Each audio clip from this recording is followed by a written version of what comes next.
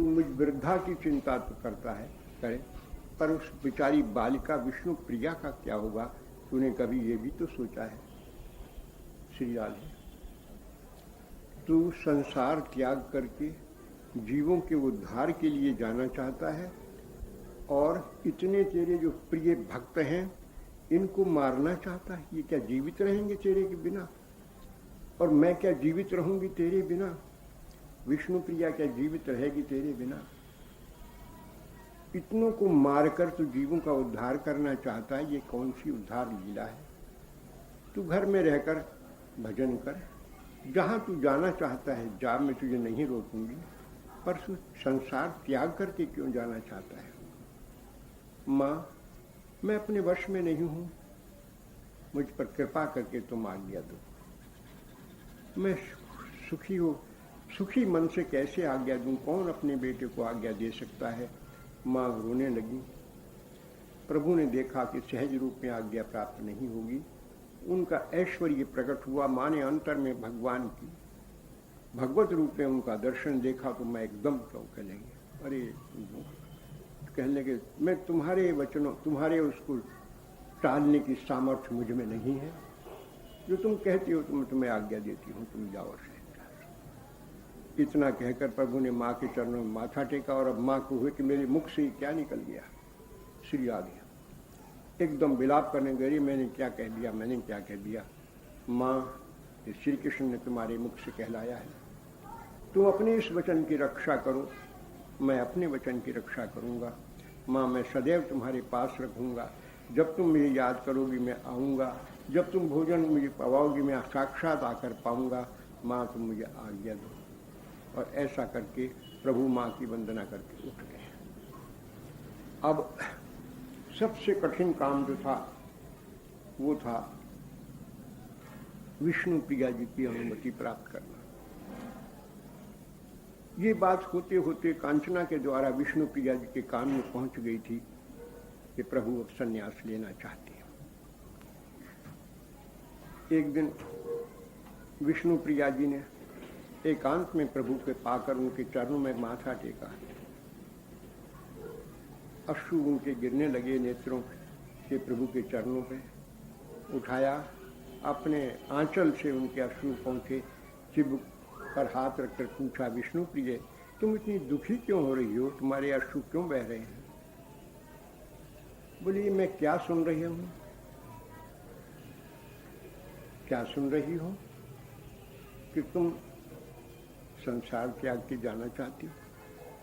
तुमसे किसने कह दिया ये बात?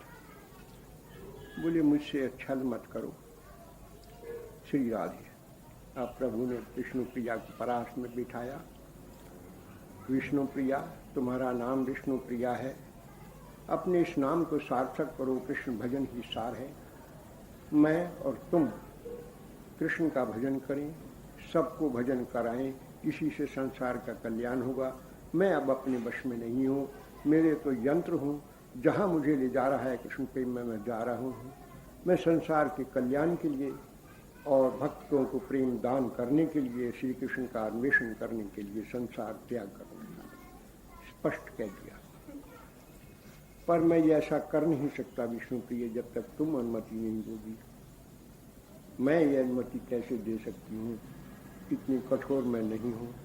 बोले, परम दयामयी माँ ने मुझे अनुमति दे दी है। बोले, ये असंभव बात है माँ आपको अनुमति दे दें, आप छल में परम चतुर हैं, छल करके तुमने अनुमति प्राप्त की है। विष्णु प्रिय, मैं छल माँ से नहीं कर सकता, मैं छल तुमसे नहीं कर सकता, पर मैं अनुमति कैसे दे सकती हूँ? यदि आप मेरे कारण जाना चाहते हैं तो मैं पीहर चली जाऊंगी, आप मेरा मुख भी दर्शन न करें, पर आप यहीं रहकर भजन करें। प्रभु हाथ पकड़ के विष्णु प्रिया से अनुनय विनय करते रहे। उनका मन, वो तो दुखित थी मन से, अश्रुपात के अतिरिक्त वाणी निकल नहीं रही थी। अब फिर लीला में प्रभु ने अपना ऐश्वर्य प्रकट किया और उन्होंने चतुर्भुज रूप में देखा प्रभु को। विष्णु प्रिया जी ने हाथ जोड़े, यदि आप विष्णु भगवान हैं, तो मैं शत शत प्रणाम आपको करती हूँ, किंतु मुझे तो अपने पति रूप से ही दर्शन दीजिए। बस वो रूप तो विलीन हो गया और फिर वही गौरांग रूप से दर्शन कर रही। विष्णु प्रिया, तुम मेरे प्रेम के कारण भगवान की भी अवज्ञा कर दी। ऐसी प्रेममयी पत्नी को त्याग मैं कैसे सकता हूं? जरा ये तो विचार, क्या सोचो इस मन में। पर विष्णु प्रिया, मैं अपने वश में ही नहीं हूं। ये मैं जानता हूं कि तुम्हें रुदन करोगी मेरे वियोग में। देखो, मैं कृष्ण वियोग में रुदन कर रहा हूं। मेरा और तुम्हारा इस भूतल पर अवतार रोने और रोलाने के लिए ही है। जितना मैं रोया हूं उससे कुछ लोगों का चित्त निर्मल हुआ है, भजन में लगे हैं, पर अभी वो नहीं है। मैं संसार त्याग कर जाऊंगा। श्री राधे, भक्तों का मनोमालिन्य दूर होगा, नाम का प्रचार करूंगा, प्रेम का प्रचार करूंगा और श्री कृष्ण का अन्वेषण करूंगा। इससे विद्वेषों के हृदय का मल भी दूर हो जाएगा और सब भगवत भजन में लगेंगे। इसके लिए तुम मुझ पर मेरा सहयोग करो। मैं सदैव तुम्हारे पास रहूंगा, तुम्हारे प्रेम पास में बंधा रहूंगा। जब तुम मेरा स्मरण करोगे मैं आ जाऊंगा। श्री राधे, प्रभु का कुछ ऐश्वर्य, ऐसी अनुनय विनय वाली वाणी सुनकर अबला विष्णु प्रिया एक बार तो स्तंभित हुई और फिर वीर वीरंगना की बातें खड़ी होकर कहती हैं, यदि मेरे त्याग से जगत का कल्याण होता है तो मैं तुम्हें अनुमति देती हूँ। उन्होंने भी अनुमति दे दी। बस प्रभु ने विष्णु प्रिया को आलिंगन किया। देखो विष्णु प्रिया, मैं अभी नहीं जा रहा हूँ, जाने में भी बहुत समय है। तुम्हारी अनुमति प्राप्त कर ली, बस यही बहुत है, मैं अभी रहूँगा, ऐसी चिंता मत करो। ऐसा करके उनका आलिंगन किया। अब दोनों की अनुमति प्राप्त करना आवश्यक था शास्त्रीय विधान के लिए, ये प्रभु ने प्राप्त कर लिया। नित्यानंद प्रभु को इसको बता दिया, लेकिन अभी जाने में मुझे समय है, ऐसा प्रभु ने कहा। और इस बीच में पूर्ण ग्रस्त की तरह से रहकर माँ का मन मोह लिया, विष्णु प्रिया का मन मोह लिया, भक्तों का मन मोह लिया। बड़े प्रेम से प्रभु सबके साथ रहते रहे। कुछ भक्त तो ये भूल ही गए कि इसके संन्यास लेंगे। माँ भी निमाई के प्रेम से मैं कुछ बंध कर ऐसी हो गई कि वो भी ये भूल गई कि निमाई अब घर छोड़ के जाएगा। ये तो बड़े प्रेम से घर में रहता है, रंधन आप विष्णु प्रिया करती है तो बड़ा प्रसन्न होता है, फिर बीच बीच में कह देता है, माँ तुम्हारे हाथ का रंधन मुझे प्रिय है। ऐसा प्रेम का प्रेम पाश में बांध लिया सबको, छल कपट से नहीं, सच्चाई के साथ में। तो सब भूल गए कि भगवान के महाप्रभु संसार त्याग करेंगे। होते होते वो दिन आ गया संसार त्याग का। माघ मास शुक्ल पक्ष की तृतीया को प्रभु ने संसार का त्याग किया है। श्री राधे,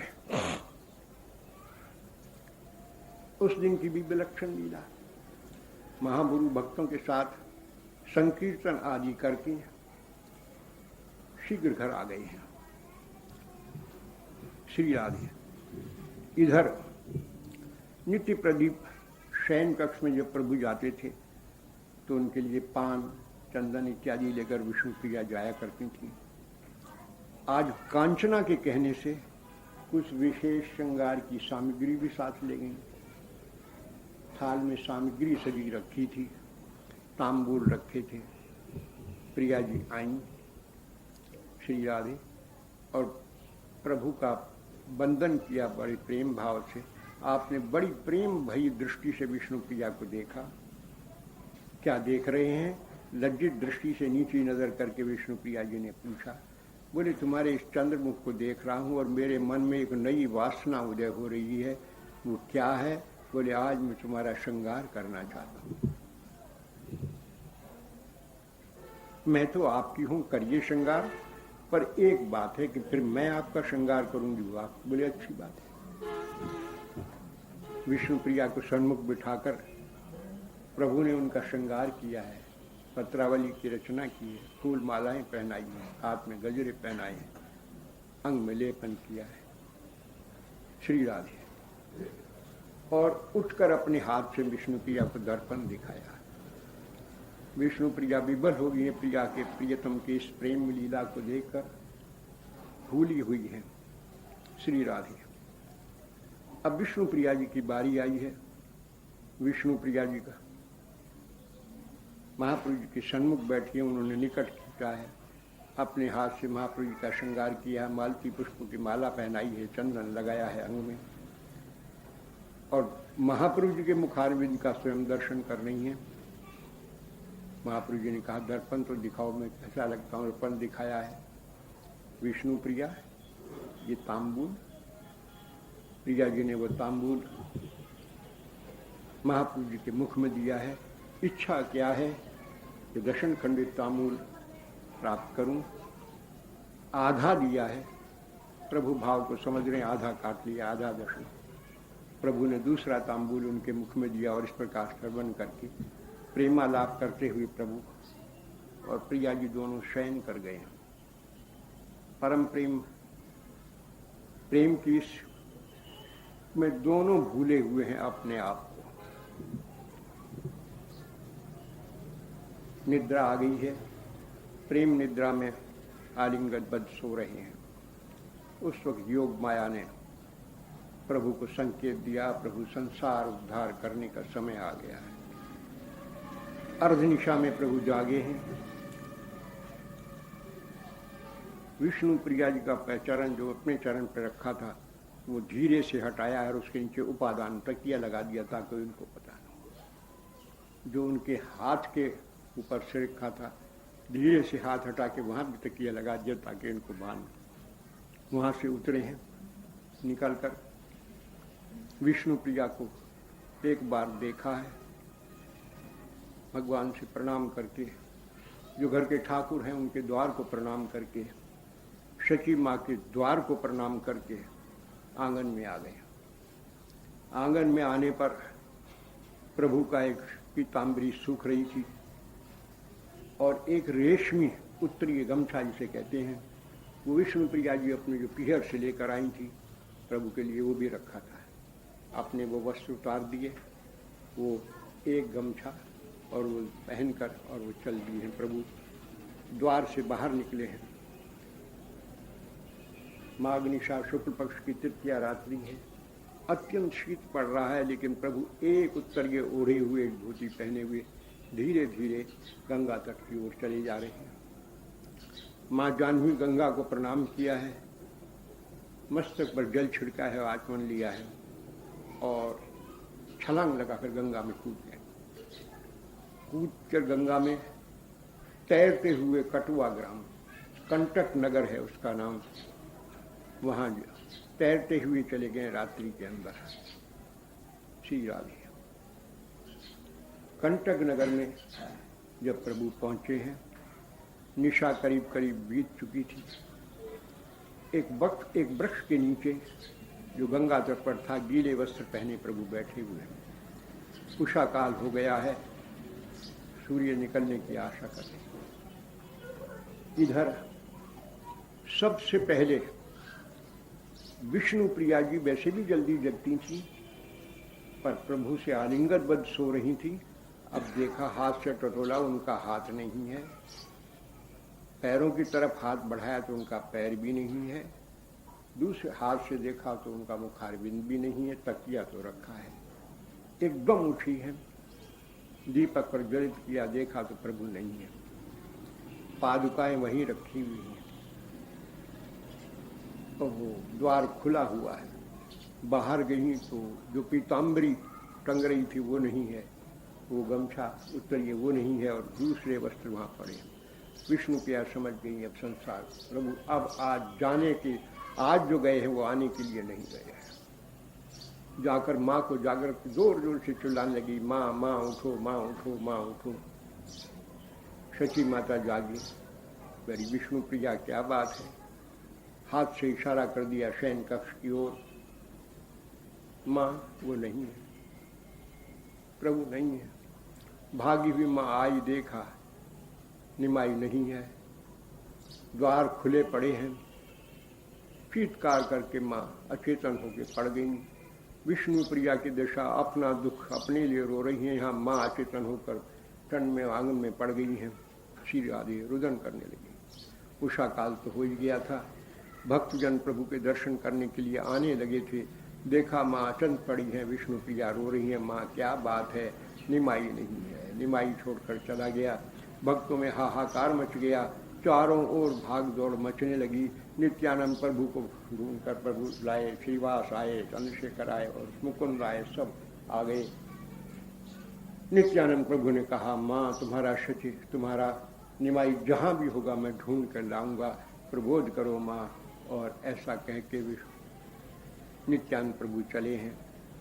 चंद्रशेखर आचार्य, मुकुंद आदि सब के सब चले हैं। नित्यानंद प्रभु तो जानते थे कि ये सन्यास लेंगे, और ये भी जानते थे कि केशव भारती जब इनके आए थे और उनको भोजन कराया था तो इन्होंने बड़ी श्रद्धा भक्ति से उनके चरण का प्रक्षालन किया था। संभव वहीं गए हो।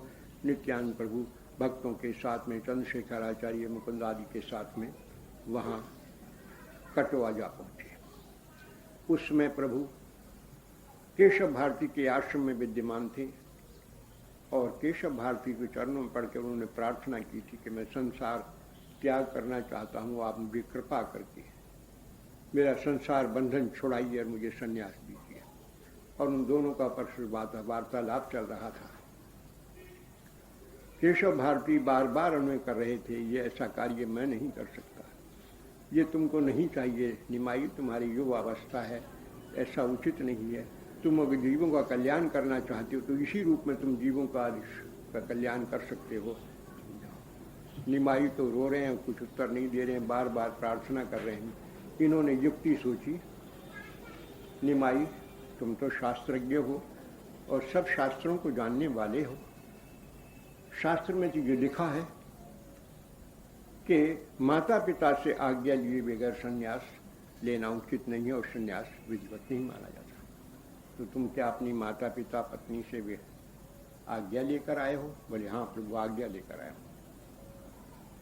अब चौंके, झूठ तो ये बोल नहीं सकते, फिर भी युक्ति लगाई। बोले कब तुमने आज्ञा ली थी? बोले 1 वर्ष पूर्व। बोले ये आज्ञा नहीं मानी जाती है, तुम पुनः उनसे आज्ञा लेकर आओ। टालना चाहते थे कि ये चले जाएंगे आज्ञा लेने के लिए और मैं यहाँ से अपने कमंडल इत्यादि उठा के चला जाऊंगा, बस मैं उससे बच जाऊंगा, इस विपत्ति से कि इनका मुंडन करके संन्यास लूं। निमाई बोले अच्छा प्रभु, मैं अभी आज्ञा लेकर आता हूँ, और लगाई वहाँ से दौड़ गंगा की तरफ।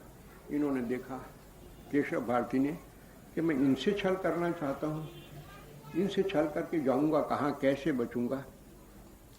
जब थोड़ी दूर भाग के गए, जोर से बोला, आवाज़ दी, निमाई पंडित, निमाई पंडित। क्या लौट कर आए।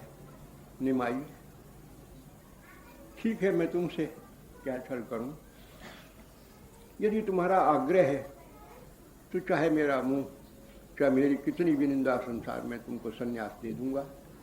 कल तुम्हें संन्यास दीक्षा दे दी जाएगी। सिजा दिया। निमाई पंडित वहीं बैठ गए। मध्याह्न हो आया था। प्रभु की इस मधुर छवि, उनके इस सुंदर स्वरूप को देख देख कर इससे चले आ रहे थे लोग बाग दर्शनार्थी कटवा नगर के। स्त्री पुरुष, आहा क्या है, कैसा स्वरूप। धीरे धीरे कानों में ये बात पहुंची कि ये युवक सन्यासी संन्यास लेने, युवक जो आया है ब्राह्मण, ये संन्यास लेने के लिए आया है। कुछ ने ये बता दिया ये नवद्वीप के निमाई पंडित हैं, बड़े प्रख्यात वो हैं, नाम तो सुन ही रखा था। अरे ऐसे बालक को, ऐसे युवक को दीक्षा कि संन्यास देगा ये केशव कैसा है। कोई कुछ और कोई कुछ और कोई कुछ कह रहे थे। भीड़ बढ़ती चली गई। इसी बीच में नित्यानंद प्रभु, चंद्रशेखर आचार्य, मुकुंदन तो आगे वहाँ आ पहुँचे। उन्हें आकर दंडवत प्रणिपात किया। धीर गंभीर बैठे हैं। प्रभु ने न उनके प्रणिपात का जवाब दिया, न कुछ दिया। दिन से निगाह करिए बैठे रहे। केशव भारती जी ने सब कथा कह सुनाई कि ये आग्रह कर रहे हैं संन्यास लेने का, मैं बड़ी विपदा में पड़ा हूँ, मैं क्या करूँ, इस प्रकार का वार्तालाप। प्रभु ने नित्यानंद प्रभु की तरफ देखा। उन्होंने भी नीचे निगाह करी, वो तुमको पहले ही सूचना कर दी थी। लेकिन चंद्रशेखर आचार्य को पहले सूचना नहीं करती थी। वो इनके मौसा लगते हैं, इनकी मौसी सर्वजया देवी के पति हैं। इनको सूचना पहले नहीं करी थी। नित्यानंद प्रभु ने उनके चरणों में प्रणाम किया और कहा, माँ की मैं आज्ञा ले आया हूँ, विष्णु प्रिया की आज्ञा ले आया हूँ, सब भक्तों को मैं सूचित कराया हूँ, बड़ा अपराधी हूँ तो आपको सूचना नहीं दी। मैं दृढ़ निश्चय कर चुका हूँ कि मैं संसार त्याग करूँगा, सन्यासी बनूँगा और भक्तों को प्रेम दान करूँगा, नाम दान करूँगा और श्री कृष्ण के अन्वेषण में वृंदावन जाऊँगा। मेरे मार्ग, मेरे इस कार्य में आप मुझे अंतिम सहायता प्रदान करें। ऐसी अनुनय सुनकर रोने लगे हैं चंद्रशेखर आचार्य। चुप रहे हैं, न हाँ करी है न ना करी है। नित्यानंद प्रभु चुप हैं, कहकर तो आए थे माँ से कि तुम्हारे नमाई को लेकर आऊंगा, और यहाँ बोलने की ही शक्ति नहीं। मुकुंद भी चुप खड़े। चंद्रशेखर आचार्य के चरणों में प्रणाम करके महाप्रभु जी ने कहा है कि मेरी एक अंतिम सेवा वो आप कर दें, मेरे संन्यास का सब प्रबंध कर दें। यंत्रवत चंद्रशेखर आचार्य से प्रबंध करेंगे। सारी सम्माग सामग्री आ गई, मंडप बन गया, श्री राधे सब सामग्री आ गई। कोलाहल मच गया भक्तों में कि सन्यासी इसको दीक्षा देगा तो हम इसको अपने ग्राम से निकाल देंगे, ये बड़ा वो है। हल्ला मचा रहे हैं। प्रभु ने देखा ग्रामवासी उनके प्रेम में, उनके मोह में ये सब लीला कर रहे हैं। उन्हें खड़े होकर प्रार्थना की, आप सब मेरे माँ बाप हैं, मेरे सगे हैं, संबंधी हैं।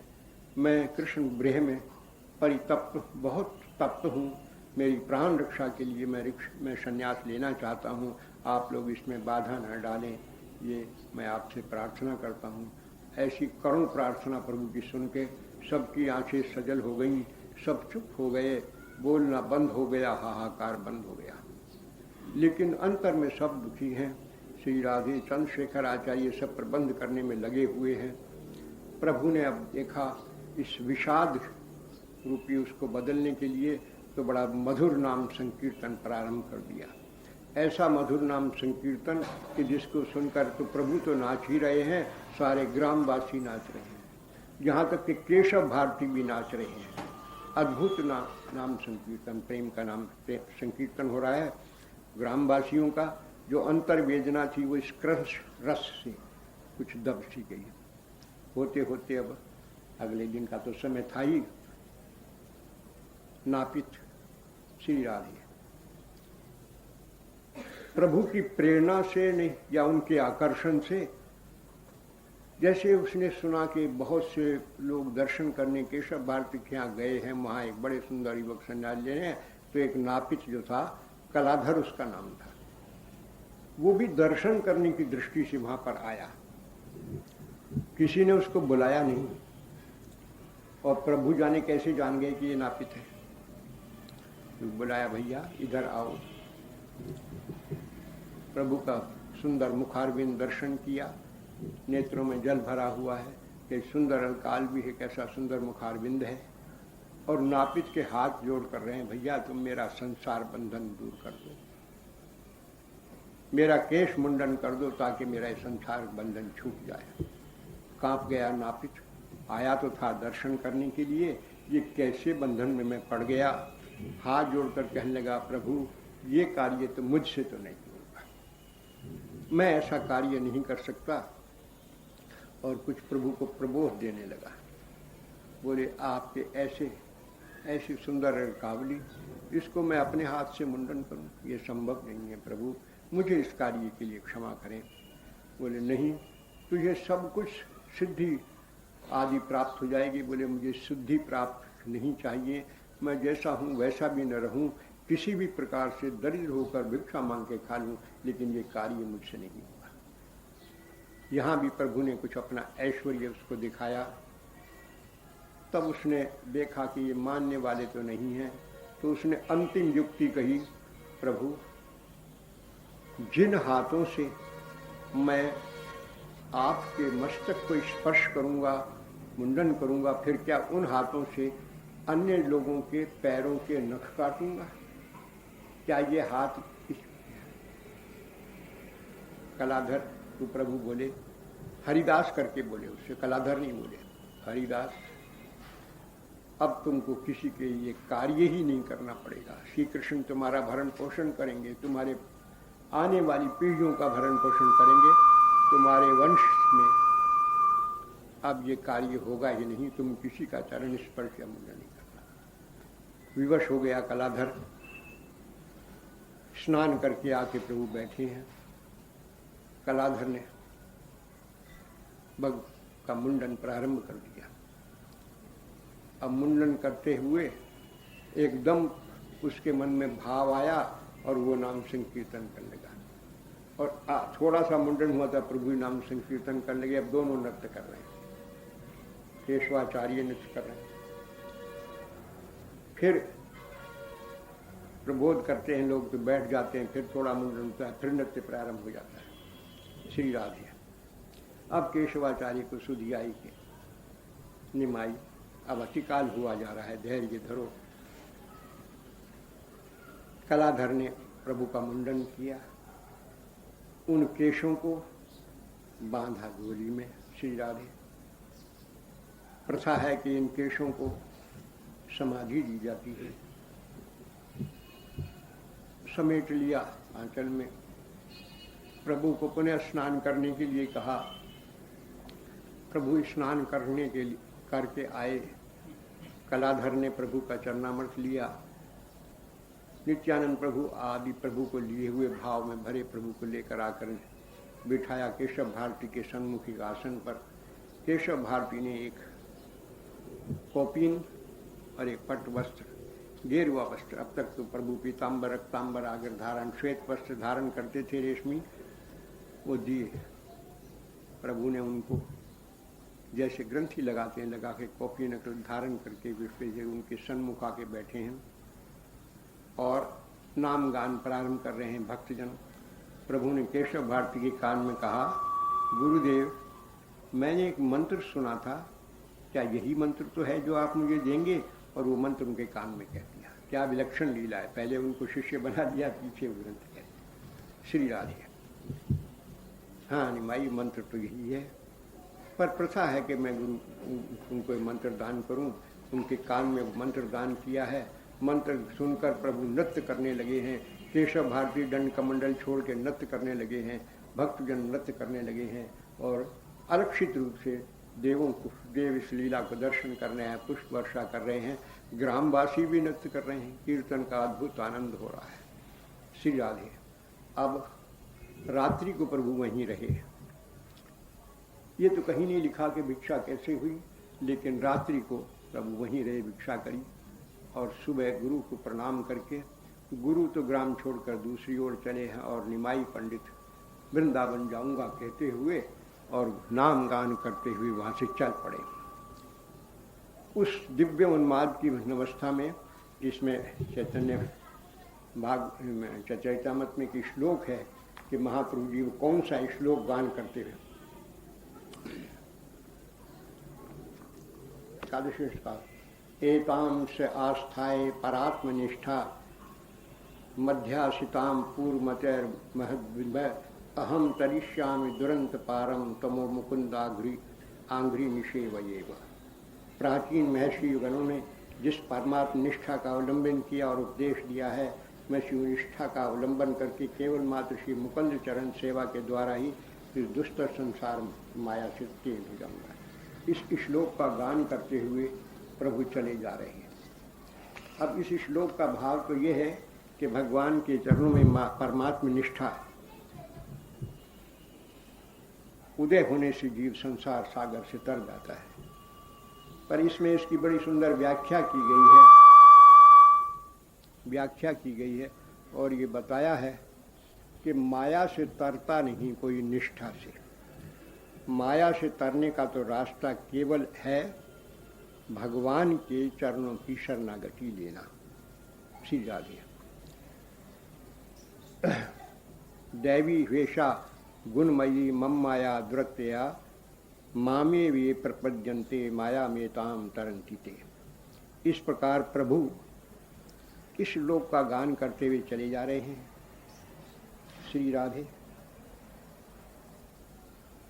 और नाम संकीर्तन करते चला रहे हैं।